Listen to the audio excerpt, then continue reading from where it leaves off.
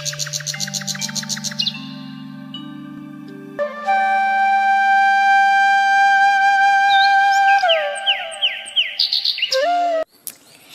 एक बहुत ही छोटा और सुंदर गांव होता है और इसी गांव में एक पंडित जी अपनी धर्म पत्नी राधा और अपनी एक छोटी सी बेटी मीरा के साथ खुशी खुशी रहते हैं। पंडित जी सब्जियां बेचने का काम करते थे। वो रोज सुबह सुबह उठते थे और अपने बगल वाले गांव में सब्जी बेचने के लिए निकल जाते थे और सारा दिन गांव में घूम फिर कर सब्जी बेचते थे। पंडित जी दिल के बहुत ही साफ आदमी थे।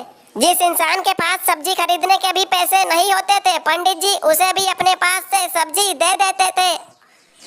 एक बार की बात है, पंडित जी गांव में सब्जी बेचते बेचते गांव से थोड़ा आगे जंगल की ओर निकल जाते हैं कि तभी वो देखते हैं कि एक कुरिया के सामने एक बूढ़ी माँ जी बैठी हुई है।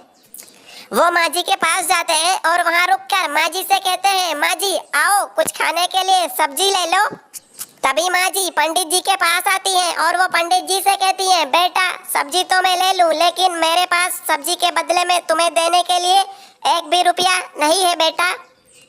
अरे माँ जी, तो क्या हो गया अगर आपके पास पैसे नहीं है तो? और वैसे भी आप तो मेरी माँ की उम्र की हैं, भला आपसे मैं सब्जी के बदले में पैसे कैसे ले सकता हूँ? पंडित जी माँ जी को सब्जी देते हैं और फिर अपनी सब्जी को बेचने के लिए आगे की गांव की ओर निकल जाते हैं और सारा दिन गांव में घूम फिर कर सब्जियों को बेचने के बाद जब पंडित जी की सारी सब्जियां खत्म हो जाती हैं, तब वो अपने घर की ओर चलने लगते हैं।